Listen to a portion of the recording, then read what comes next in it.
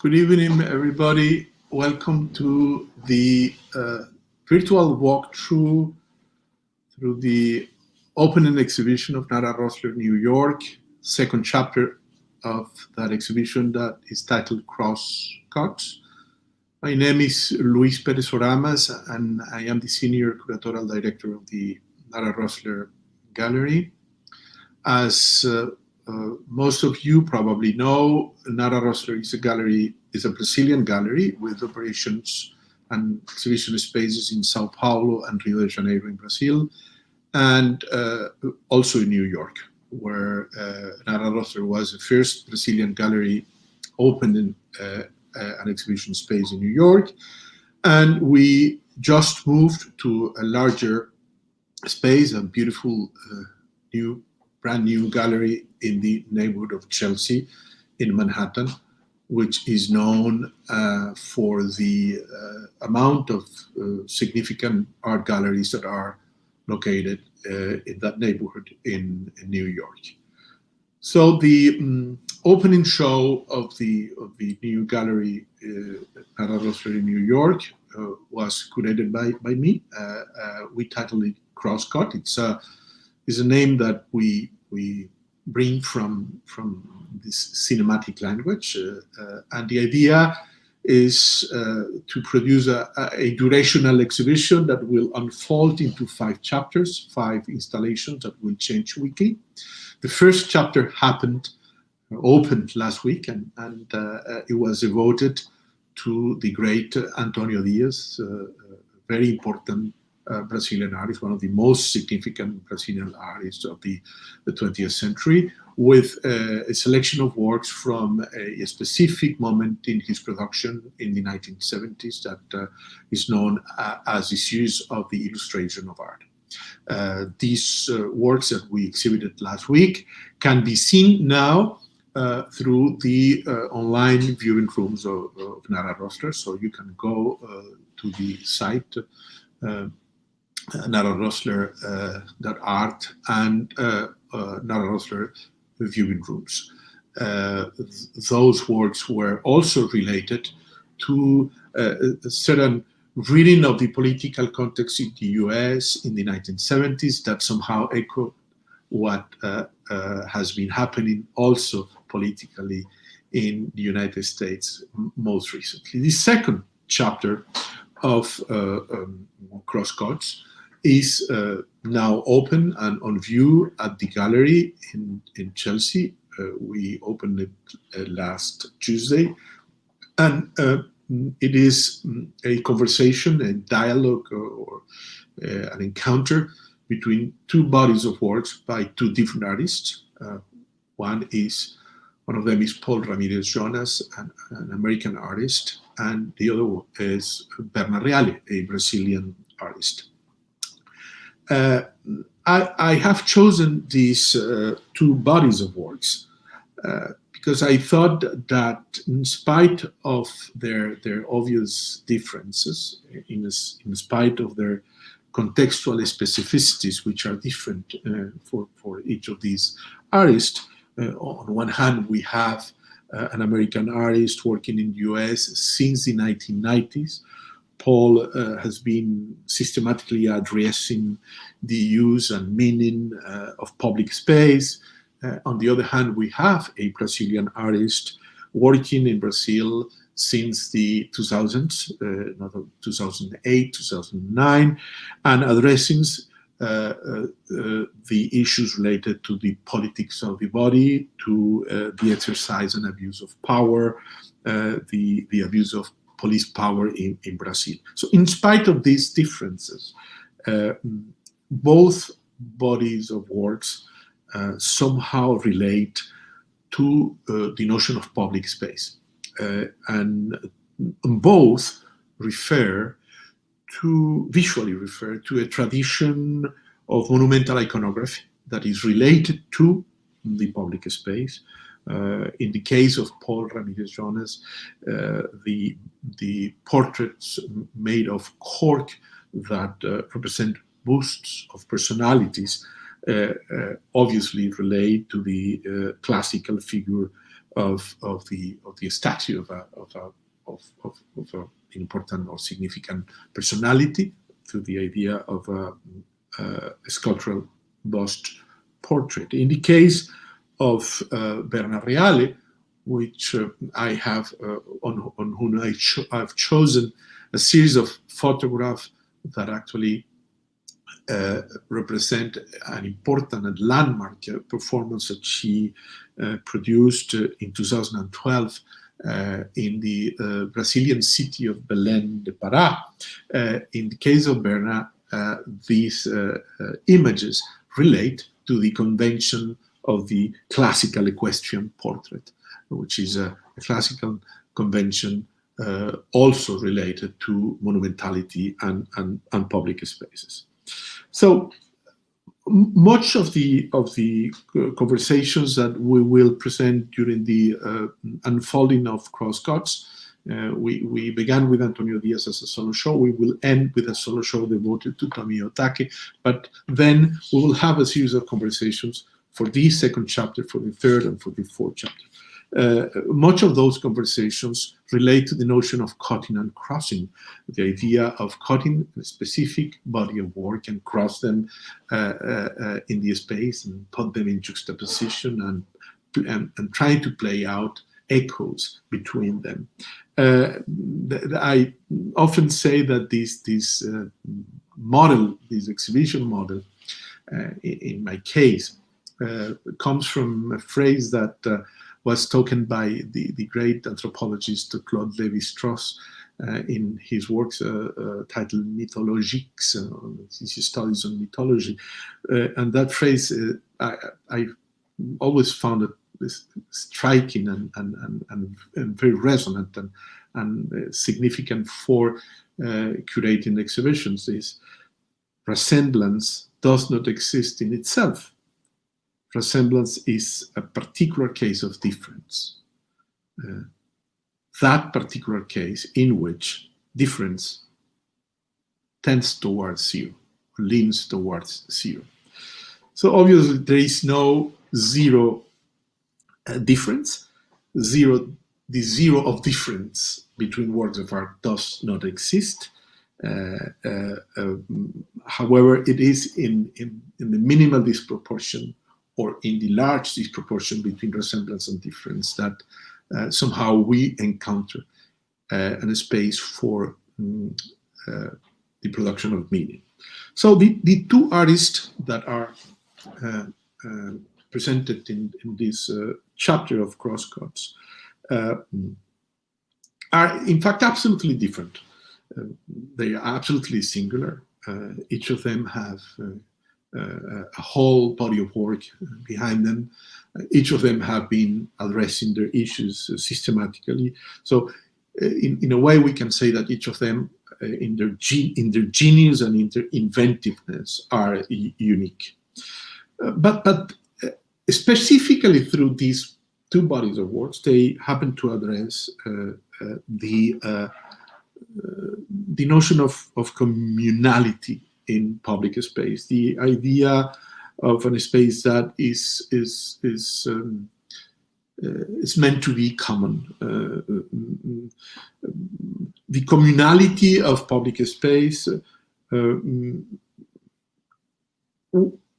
that can be grounded in the idea of monument or in the practice of monuments, either through monumental portraits or monumental representations, but also through the various ways for the representation of power, which specifically concerns, I think, the Palomo video, the Palomo performance by Berna Reale. So since the logistics of this encounter, this virtual encounter that we are presenting, this digital virtual walkthrough of the exhibition, does not allow us to have a direct input from our dear Berna Reale, who is in Brazil, because the issues of language and because the issues of different locations. I would take some minutes to briefly introduce her work to the audience, and specifically to the American audience, which might not be familiar with her production.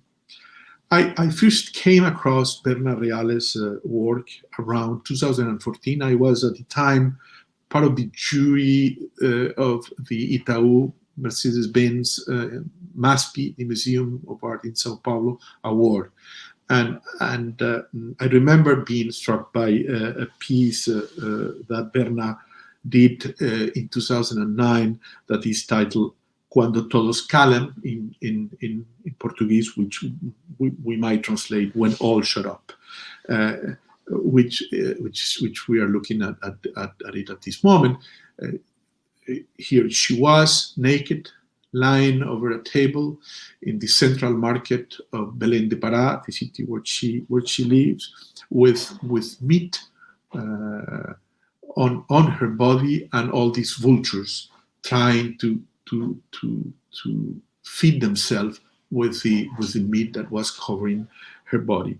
And from that moment, I understood that Berna was an artist that had a lot to say, and that she was a very daring performance artist. And from this work, I kind of understood the tone that was set, the very notion of predation, the idea of killing a living organism by another living organism to be fed, which was exactly the object of this work, and how the logic of predation also manifests in politics, in the exercise of power, in the hunting of humans by humans, in the disruption of public space by the exercise of power.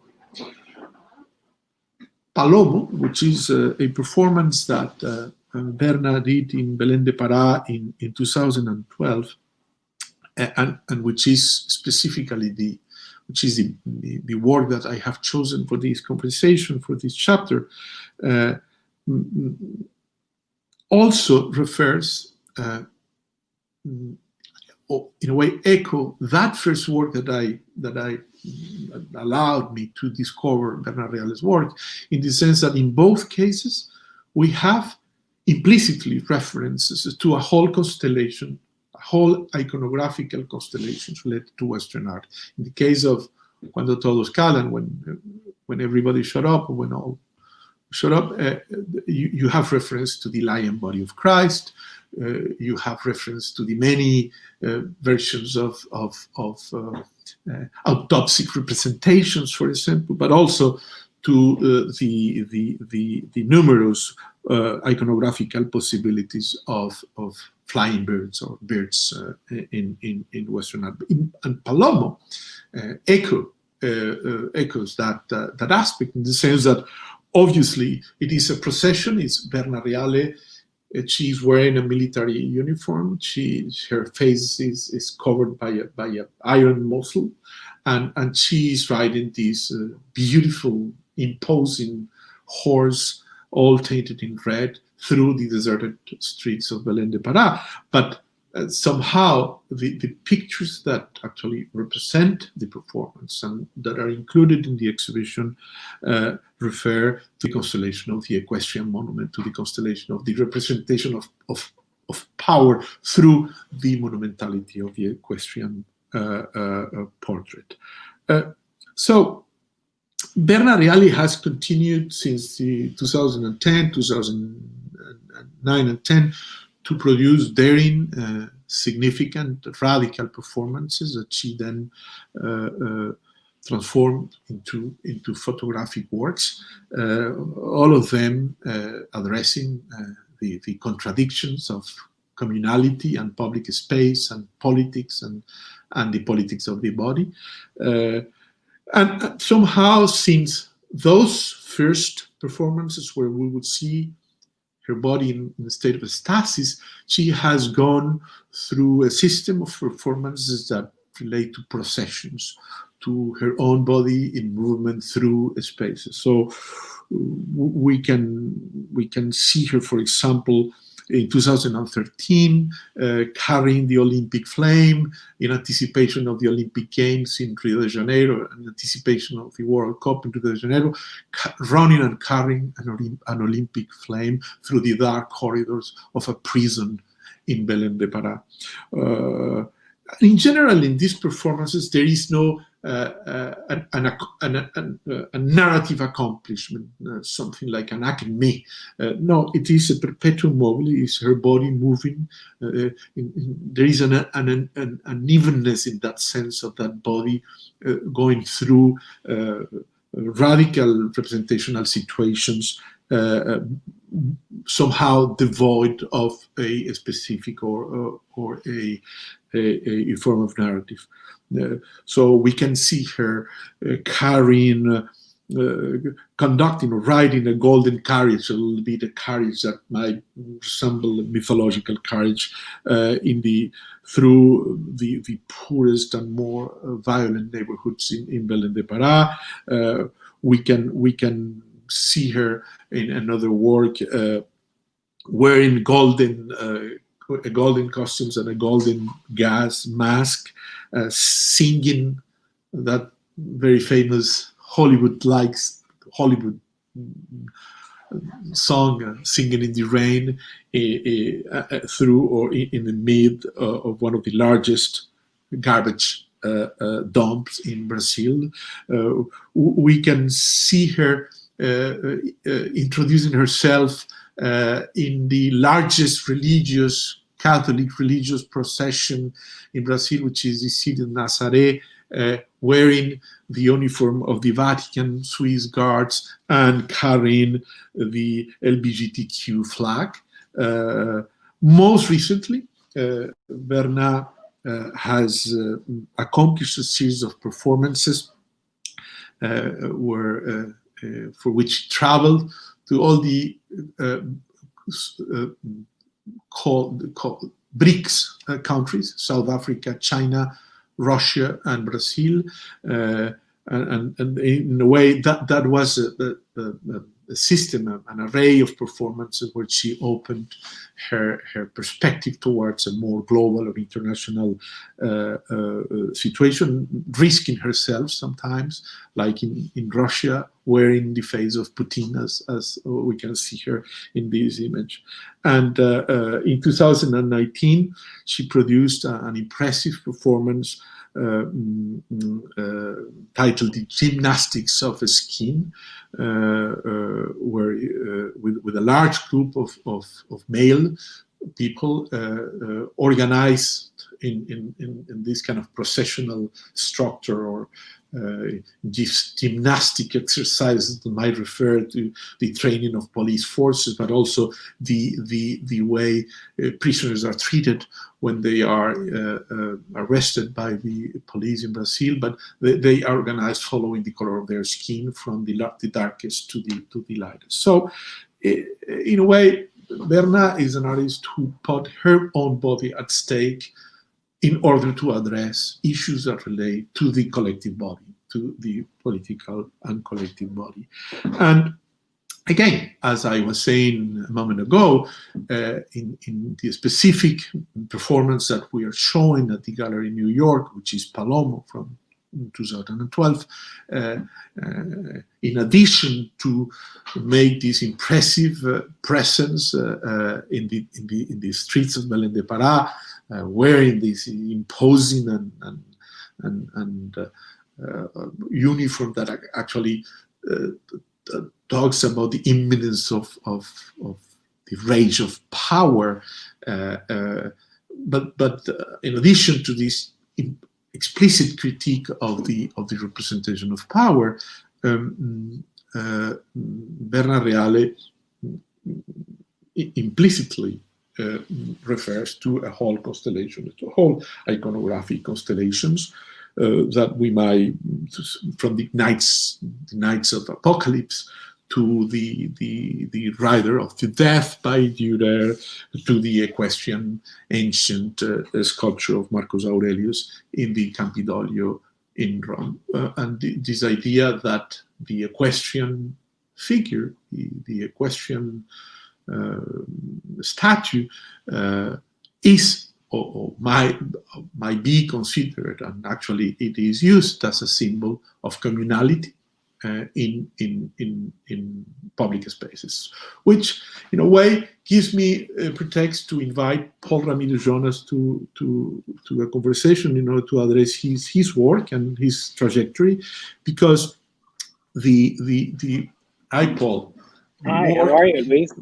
Good. The body of work that we have included in this second chapter of the exhibition, which is called a series called The Ventriloquists, as I said, are a series of busts made of cork, where the face of the person which is portrayed is cut, is transformed into a flat support, and where people can pin with small pieces of paper their own thoughts. And in a way, I thought of this contrast because we have at the end of the space a picture of Berna Reale, of her face, muscle, with that iron muscle. This idea of the cancellation of voices, that somehow is the explicit consequence of the oblivion that also goes through the public spaces. Busts and statues are muted. They don't speak. They carry a public speech, or they carry a public ideological content, but actually they are muted. Their voice is cancelled. And Paul, through his work, invite us to give them back voice through our own singular in a specific voice, which is an issue I think is interesting to discuss, Paul. I know that you have been addressing in a very complex and large, from a large perspective, the idea of public space since your first investigations on time and those works on trying to achieve following the sunset and delaying the moment you will achieve to sunset because you are going through in space, and then the time change actually delays that permanently, or that beautiful exercise on the nighty cities in the world, on those monitors, the way we find in airports and train stations, pointing out the sunrise time for each city, to the investigations on NASA and the space, which is, Paul has, I think, is an ongoing work of the whole recording of the Apollo 11 in using the very ancient recording apparatus that Edison conceived in the 1870s, but that has switched a little bit in Paul's trajectory to a question that relates to exchange of currency as representation, but also as exchange, and exchange of speeches and discourses, which actually is what constitutes community and public space. And specifically these works, you will correct me, Paul, I'm trying to quickly draft some of these lines of work for our audience in Brazil that might be less familiar than the American audience with the work. But I remember the first works made of cork were stones, so very heavy stones, where you had inserted a piece of cork for people to write or to post their messages. And I see that flat surface of cork in these posts where people might, actually canceling their faces, where people might pin their voices. And just to make a virtual comparison with the Palomo, Paul has shown in Sao Paulo, in the Pinacoteca, a very impressive and beautiful sculpture that is called the Commons, which is the horse of an equestrian monument without the rider, made of cork, that has happily, and I congratulate you for that, recently acquired by the Brooklyn Museum. So why don't you tell us about this series of works, and then we can take it from there about, the muteness of monuments, the cancellation of voices through public space or in public space, and then the call to a practice of art that includes the audience participation. Yeah, it's interesting because I have a great sympathy for performativity and performance, and for a long time, English is not my first language. So I like to play these games in the studio because the words still sound so new, even so many years later. So I remember that at one point I kept thinking that I was a sculptor, and that wasn't helping me. So I thought, I'm not going to make sculptures, I'm going to make monuments. And that freed me from having to tell my own story or have to reveal my personality. It was just about, because monuments are about shared stories and shared memory. And a lot of times, so that's where that NASA work is. Like I was like, oh, this is a monument, and I'm going to collapse Edison and the capturing of sound and stories into objects, and the biggest trip humankind has ever taken, and see if I can squish them.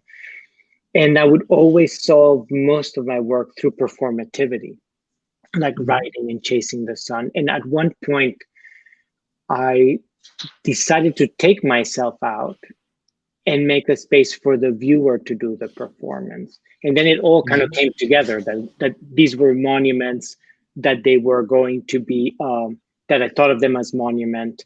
Already people were asking me to make things in public space.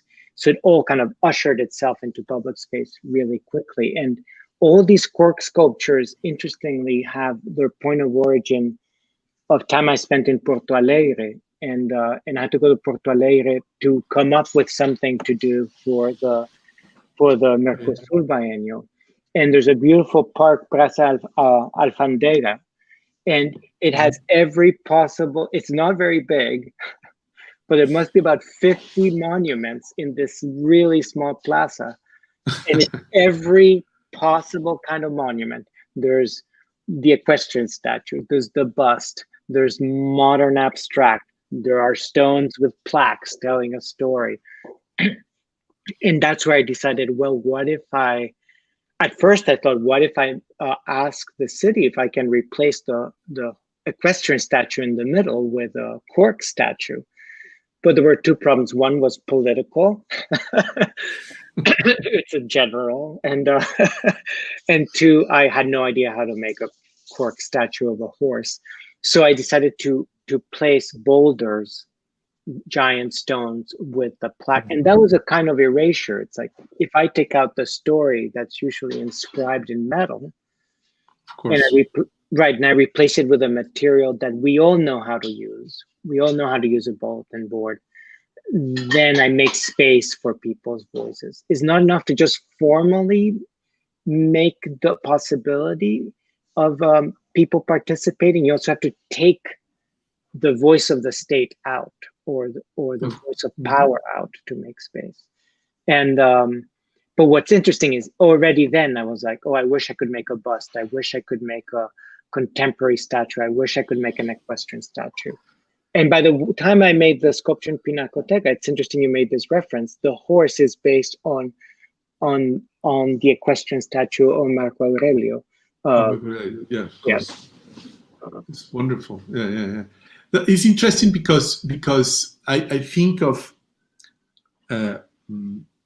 Berna's performance are silent. So she's going silently through, unless when she's singing on the rain, but she's going through the silence of power, or through the silence of critical situations, the silence of public space. And then when you describe those first, let's say, sculptures, I haven't realized that, silly of me, but I haven't realized that actually, yes, these stones that have actually an inscription, a text, a voice of someone who usually appears like a voice of no one, a voice that comes, linguists call that the acousmatic voice, a voice that you hear, but you don't know where those that come from, which is the voice of power, or the voice of ideology, or the voice of, memory. But then you take out that and then insert the tabula rasa of the cork, where everybody can pin their voices. And then you have this layering of voices, which I love the idea of these sculptures with the as we are looking at them now, with a piece of papers where people have inscribed their thoughts or their jokes or I saw yesterday one is dedicated to the mom, the other one is saying, I will name my daughter lesbian, and that would be her name, and the other was celebrating Biden's taking the oath yesterday. I love the idea that embodies community in the Babeli cacophony of voices, that actually is a form of resistance against that idea of an anonymous authoritarian, not necessarily in the bad sense of the word, the voice of authority, which generally tries not to be the voice of someone, but is kind of no one's voice. So somehow I also see that connection, the body of Berna Reale breaking that silence with her own silent presence, and then the accumulation of voices embodying the very idea of community through this surface of publication that you give the public the opportunity to express themselves. But I think you are an artist interested in the idea of publication, on self-publication, and taking the notion of publication in its more, let's say, logic generic significances. We make our voice public, and then we build public space. Yeah, and I'm very interested in it ideologically, but also formally, and I think of the idea of publicar in Spanish, right? I think it's the same in Portuguese, which you're literally conjugating the word public, right? And Absolutely, when I was making these busts, when I made the horse, I was like, well, when I made the rocks, I was like, well, I eliminate the text. And for a long time, I was like, which statue am I going to make with the horse? And finally, it's like, oh, no rider.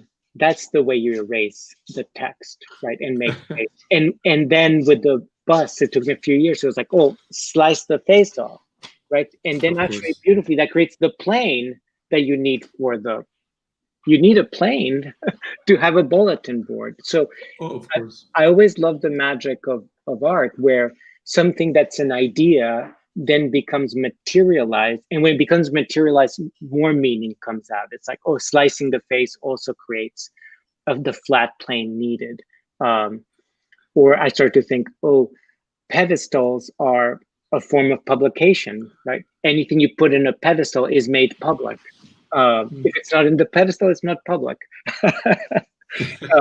So it's a publishing machine. So I thought, oh, that's also, I think a lot of Manzoni, and he has the base magica, right? And I'm like, right, it's a magic base. Once you put something on top of it, it becomes art, it becomes public. The other day, I was following you on a conversation because Paul just opened a new work at a public park here in New York. It's called the Socrates Sculpture Park. It's a park run by the city of New York, where artists produce public work. And then it's I was touched by that work. I went to the park to visit the work and to see it in action. It's a chimney, no? It's an apparatus. But in that park, people can do the grill, parrillas, or the grill, the churrascos in Brazil. They can cook their food there. And this structure has 4 entrances. So you are kind of forcing the ephemeral production of a small community through these people who will face each other, who probably don't know each other, but they will be there cooking for a moment. And I thought of the idea of penetrable, and yesterday, preparing this conversation, you told me about your interest in this tactile aspect, this haptic tactile aspect of works, notably, again, talking about the busts made of cork, the idea that you have to touch the sculpture, that you have to go and touch that, let's say, virgin surface where you are going to publish your voice. And then that all these little pieces of paper will touch each other as the voices ephemerally touch each other in their accumulation. Somehow, I was surprised by the fact that you mentioned your interest on this aspect, and the thing that you might relate that to the idea of a penetrable, which is a model of work where the body enters, and which is very, let's say, has been beautifully accomplished by several Latin American artists, Soto, but also Oiticica, but also Amelia Toledo. I mean, so why don't we talk a little bit about that, the tactility, this tactile aspect of the experience of the works in your production?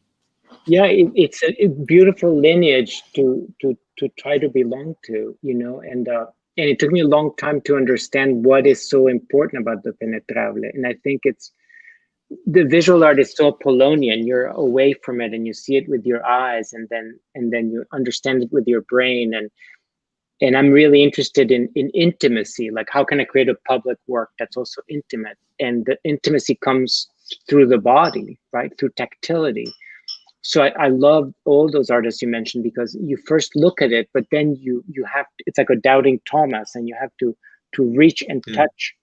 And once you touch it, something different happens, you know. And you're right. It's like, even to the point where people have to make space for their note once the sculptures get really full, or for the piece that I made for the Sao Paulo Biennial, where people had to sign a contract, communal, thousands of people. To get the key of the pavilion, no? Yeah, to get the key. But then you had to find a space where there was space for your name, and that idea that you witness yourself being part of a multitude, but not with your eyes, by touching it, and kind of, I think it's extremely political, and it's a way to restore the commons, the idea of a public body. That's a beautiful idea. I remember this French philosopher, Michel Certeau, who said that space is the practice of a place. I mean, you practice a place, and then you build a space, and that's the challenge of community. We have to build a place. We have to practice a place and build a space for community. And I've been always interlocuted and questioned by something that relates to the very specific form of writing of history, or the writing of history, is that what history is told in a way that there is no subject, that is the annihilation of the first person. The historian doesn't say, I think that this happened like this. No. History is told in a way that things happen again before your eyes. And museums also speak that way. Like, art history happens again before your eyes. Like covering or veiling the fact that someone is actually speaking. And then, so that is the structure of the voice of power, good or bad power. It's like this. And then on the other end of the issue is the multitude of community and the multitude of voices that have to build space for each one of them through this very physical, even physical exercise of finding a place and touching and making a space. And I think your work address that issue beautifully, this bust specifically. And I think that Berna too does that in much of her performances. And notably in this performance, when you see the video of that, red horse going through these streets. Like, those are empty streets full of density, in the sense that, we know what happens there when there is abuse of power. We know that is the chaotic place of the city in the large sense of the word. But then she's going through that density as emptiness, in silence, riding her horse, and so opening physically and a space of presence for herself, and actually having this muscle as if her voice was cancelled too. So maybe at this point, Paul, if you like, we can open for the audience to, if they have questions, or for Paul and for some of the very my unwoven thoughts, but or on the exhibition, on the program of the gallery. So we are open to eventually answer some questions. And I hope that Berna, I know that Berna doesn't speak English, but I like to send her my best and my congratulations and my admiration to her and her work. I know that she's watching us. So I don't know, Rafa, if you are the moderator or how this Paul is in his studio. I am in my studio, and our friend Cole is in the gallery showing you live the installation as it is now.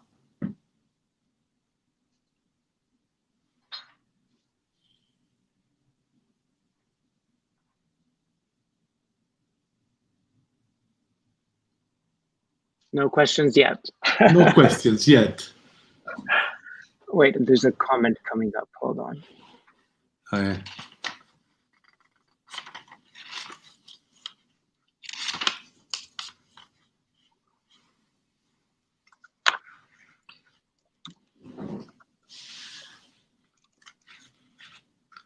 Paul, you are recently working on recent works where you are also including the notion of betting and chance and game, and something that I think is very timely related to this idea of alternative facts, which I think it's something I that you alternative facts.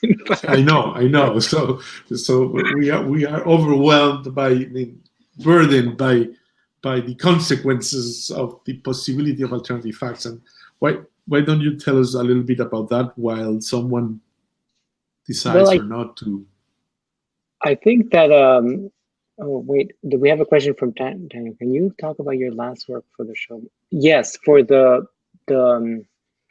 it's interesting that someone's asking about the Eastern Socrates, and basically it follows a very similar logic, which is that there are only a few forms we have, public forms, and they're all almost millennial in their tradition. If you think about, we have the obelisk, we have the equestrian statue, we rarely as cultures invent new things. We have the wall with the names of the dead, we have pyramids. I once made a list, I think there's about 12 shapes, forms we use. Mm-hmm. And it's very sad for me as an artist that in 3,000 years of culture, we can't seem to produce new things. So for the monuments now, it's like, well, I'm always interested, how can we make them useful?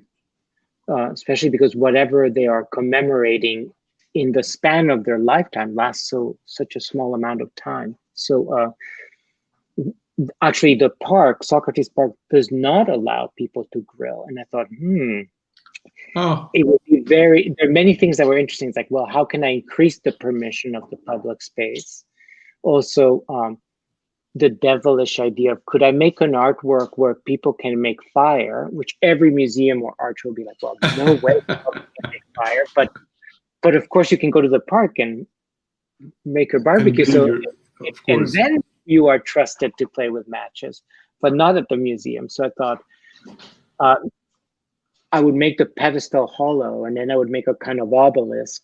And so it would be both an obelisk that's a chimney, but also another kind of monument, which is the eternal flame, which is a very beautiful tradition, right? Like the flame never goes out. But I thought, well, someone's always cooking somewhere in the world. So if we call that a monument, there is an eternal flame. So can this monument host that?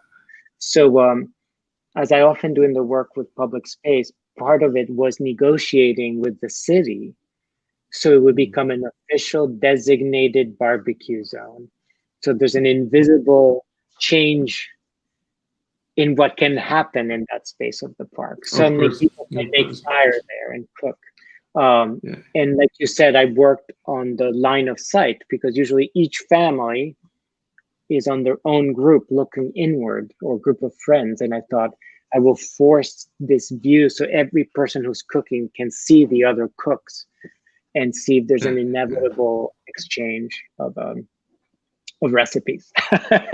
It's fascinating because it's a condensation of all these forms, no? The obelisk, the eternal flame. And I know for a fact that for Berna, there is a whole a great deal of negotiation also in each of these works. I mean, she has to negotiate with authorities. She has to negotiate, and particularly for Palomo, interestingly, the military police of Belen was kind of part of the performance, lending her the most beautiful and impressive horse, which is Palomo, which is the horse that she's riding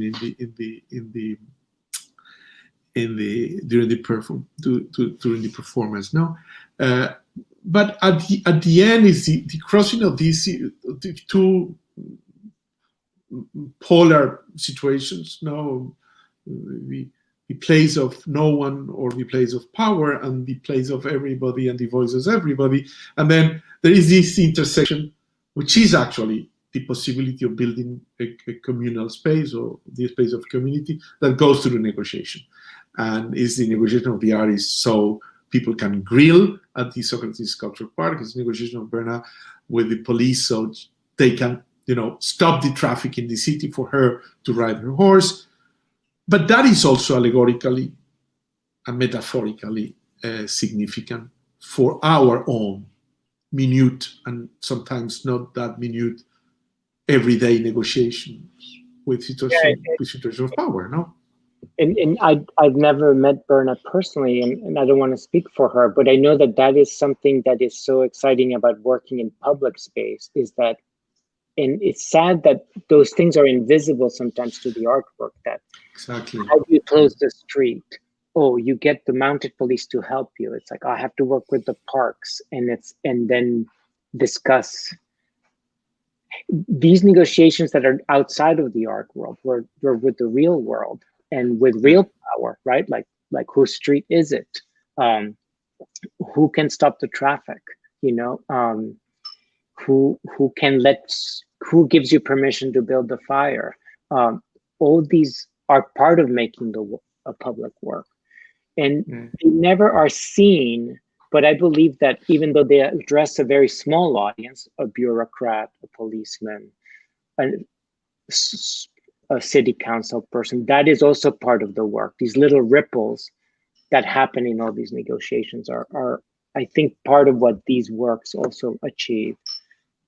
Yeah. And that is very ancient and very timely. I mean, ancient. I remember I was living in France when that famous pyramid of the Louvre Museum was opened, with big scandal by the architect I.N. Pei, and the fact that Pei insisted to bring the equestrian sculpture of Louis XIV that Bernini had done, because Louis XIV commissioned Bernini a floor plan for the palace that was rejected, and the sculpture was also rejected. And Pei was thinking of that, the centrality of that, the structure conceived by Bernini, and then he wanted to bring back the equestrian monument of Louis XIV by Bernini, like to make justice to him. And then it's very timely, because last week we saw the storm of that mob to the fundamental monument of democracy in this country, which is the Capitol. And some of the images that have produced more scandal are images that relate to statues and sculptures inside the Capitol, notably that one of these people, seated and carrying the Confederate flag across the sculpture of Rosa Parks, who was a hero of anti-segregation, anti-racial segregation. So all this is very ancient and very present and very timely. And I'm kind of happy that this kind of juxtaposition dealing these issues, we were able to install it precisely at this moment. It's very timely. Well, I have been told that we should not go over an hour, which is almost now. So if there is a question, we're happy to answer it. Otherwise, maybe we start announcing the third chapter, which is going to be we hope, with the calm of the new era in this country, 3 women painters from Brazil presenting their works. And there is, as I said last week, a group show with works by other artists represented by the gallery in an adjacent space in the gallery. So those who are in the city, you are welcome to make an appointment and visit the gallery. There is a possibility of making an appointment through the side of the website of the gallery, and so we are continuing the little opera in 5 acts that is Crosscuts, the opening show of Nara Rosler New York. And I want to thank you, Paul, for his generous time. Congratulate him for his work, which I admire enormously, and also congratulate from this distance to Berna and for her work, and also with great admiration, and also thank all the team, Rafa and Cole here in New York, Rafa in Sao Paulo, Rafael Ferreira, and all the Nara Rosler team without whom these conversations and this show and anything would be possible without them. So with that, thank you for your interest, and see you next time. Thank you. Bye, Paul. Bye. Bye, everybody.